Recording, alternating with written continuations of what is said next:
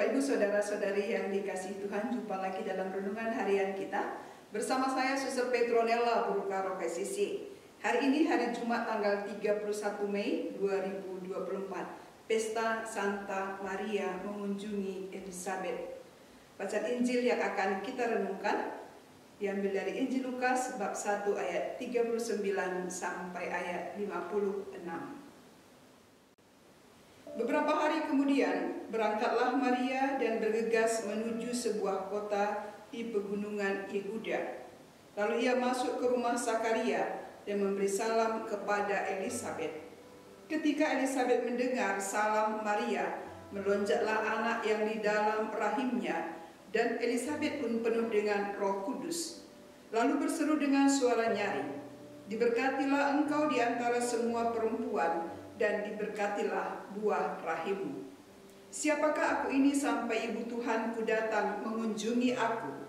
Sebab pada saat salammu sampai di telingaku, anak yang di dalam rahimku melonjak kegirangan. Berbahagialah ia yang percaya bahwa apa yang dikatakan kepadanya dari Tuhan akan terlaksana." Lalu kata Maria, "Jiwaku memuliakan Tuhan, dan hatiku bergembira karena Allah Juru Selamatku, sebab ia telah memperhatikan kerendahan hamba-Nya. Mulai dari sekarang segala keturunan akan menyebut aku berbahagia. Karena Yang Maha Kuasa telah melakukan perbuatan-perbuatan besar kepadaku, dan kuduslah namanya. Rahmat-Nya turun-temurun atas orang yang takut akan Dia. Ia memperlihatkan kuasa-Nya dengan perbuatan tangan-Nya, dan mencerai-beraikan orang yang congkak hatinya. Ia menurunkan orang yang berkuasa dari tahtanya, dan meninggikan orang yang rendah. Ia melimpahkan segala yang baik kepada orang yang lapar, dan menyuruh orang yang kaya pergi dengan tangan hampa. Ia menolong Israel hamba-Nya, karena ia mengingat rahmat-Nya, seperti yang dijanjikannya kepada nenek moyang kita, kepada Abraham dan keturunannya untuk selama-lamanya." Maria tinggal kira-kira 3 bulan bersama Elizabeth, lalu pulang ke rumahnya. Demikianlah sabda Tuhan. Bapak Ibu Saudara-saudari yang dikasihi Tuhan, tema permenungan kita hari ini adalah kehadiran Yesus senantiasa membawa sukacita. Saudara-saudari, ada seorang direktur di sebuah perusahaan swasta yang terkenal dengan keramahannya. Dia selalu memberikan salam kepada setiap orang yang dijumpainya, termasuk kepada para karyawannya. Para karyawannya merasa senang karena jarang sekali melihat seorang atasan yang begitu ramah. Jika selama ini kehadiran seorang atasan ditakuti, tapi tidak dengan sang direktur yang kehadirannya justru dinantikan. Setiap perjumpaan dengannya rasanya selalu membawa sukacita. Saudara-saudari, kita semua pasti pernah mengalami suatu pengalaman dikunjungi oleh seseorang. Kunjungan seseorang dapat membuat hati kita bahagia dan memberikan semangat bagi kita. Menjadi pertanyaan sekaligus refleksi bagi kita. Sadarkah kita bahwa kunjungan sapaan kita bisa membawa juga kebahagiaan kepada orang yang kita kunjungi, yang kita sapa? Disadari atau tidak disadari, ketika kita mengunjungi dan menyapa saudara-saudari, sahabat atau kenalan kita, sebenarnya kita sedang membawa kabar sukacita dari Allah bagi mereka. Melalui diri kita Allah memberikan sukacita kepada manusia. Namun seiring dengan perkembangan zaman yang luar biasa ini, ditambah kesibukan manusia, dimensi kunjungan mulai berkurang. Manusia sibuk dengan pekerjaan dan dengan dirinya. Kemajuan teknologi mempengaruhi merosotnya dimensi perjumpaan. Ada ungkapan, kita bisa berkomunikasi di dunia maya dan bahkan sangat hebat. Itu memang benar. Kita bisa PC berjam-jam Namun ada satu dimensi yang tidak ada melalui dunia maya itu, yakni dimensi perjumpaan dan dimensi afeksi. Ini berarti perjumpaan, sapaan sangat berarti sekali. Hadir bersama dengan sesama, berbagi suka duka hidup kita. Saudara-saudari, dalam bacaan Injil hari ini kita mendengar apa yang dikatakan oleh Maria yang sedang mengandung, yang mengadakan perjalanan jauh untuk mengunjungi saudarinya Elisabet. Maria masuk ke rumah Sakaria dan memberi salam kepada Elisabet. Dan ketika Elisabet mendengar salam Maria, melonjaklah anak yang di dalam rahimnya, dan Elisabet pun penuh dengan Roh Kudus.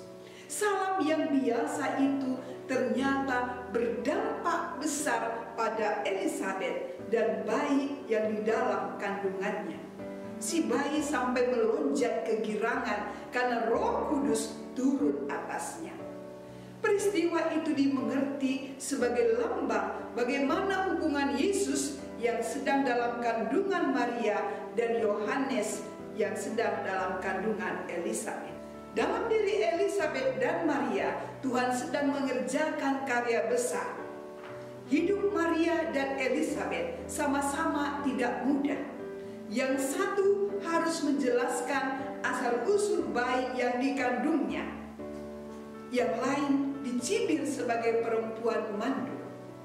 Kesediaan Yusuf menikahi Maria dan terbukanya rahim Elisabet membuat mereka berdua sadar bahwa kasih karunia Allah menyertai mereka. Mereka pun bertemu untuk saling meneguhkan, saling menguatkan, saling berbagi sukacita. Pertemuan Maria dan Elisabet adalah perjumpaan dua sosok wanita yang sungguh-sungguh diberkati oleh Allah. Keduanya telah dipersiapkan oleh Allah untuk pewartaan kabar sukacita atas keselamatan umat manusia. Kita bisa menduga selama 3 bulan Maria tinggal bersama Elisabet, mereka barangkali berbagi bersama, menangis bersama, tertawa bersama, berdoa bersama, dan saling menguatkan satu sama lain. Mereka sharing pengalaman karena perjuangan hidup mereka sungguh-sungguh luar biasa. Elisabet tergolong orang yang kena aib karena tidak memiliki anak. Dalam budaya Yahudi, pernikahan yang tidak dianugerahi anak dianggap sebagai pernikahan yang tidak diberkati. Hal ini lalu dihubungkan dengan hukuman Tuhan. Bahkan Tuhan sengaja mendatangkan aib bagi keluarga yang tidak memiliki anak. Tapi kini Elisabet mengandung pada hari tua. Tidak wajar. Sudah bertahun-tahun Elisabet hidup tenang dalam golongan kaum kena aib. Sekarang dibuat mengandung. Pengalaman Maria juga tidak lebih runyam. Ia diberitahu akan melahirkan sebelum menjadi istri Yusuf. Itu merupakan suatu aib yang lebih besar lagi. Namun demikian, mereka terus hidup dan bertahan. Mereka saling menguatkan dengan saling membicarakan kehidupan mereka.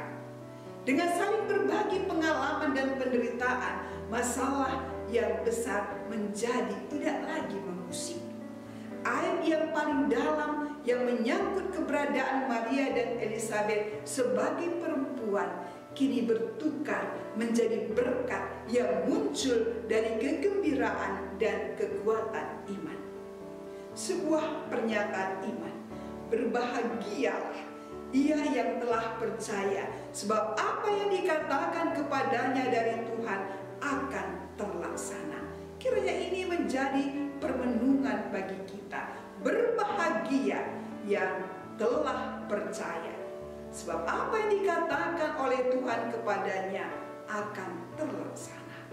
Saudara-saudari yang terkasih, dengan iman, apa yang dianggap sebagai derita akhirnya diubah menjadi sukacita. Persaudaraan yang sangat membahagiakan. Saudara-saudari, berbagi bersama dengan sesama, baik masalah suka dan duka yang kita hadapi, akan memberikan juga kepada kita kekuatan, semangat. Perjumpaan akan membawa sukacita. Maka mari kita seperti Maria dan Elizabeth, memaknai setiap perjumpaan kita dengan sesama dengan lebih baik. Perjumpaan yang dapat saling menguatkan, perjumpaan yang dapat saling meneguhkan iman satu dengan yang lain. Memaknai perjumpaan yang dapat membawa sukacita dan kebahagiaan dalam hidup persaudaraan kita. Maka jangan lupa untuk memberi salam yang menguatkan bagi sesama kita. Tuhan memberkati.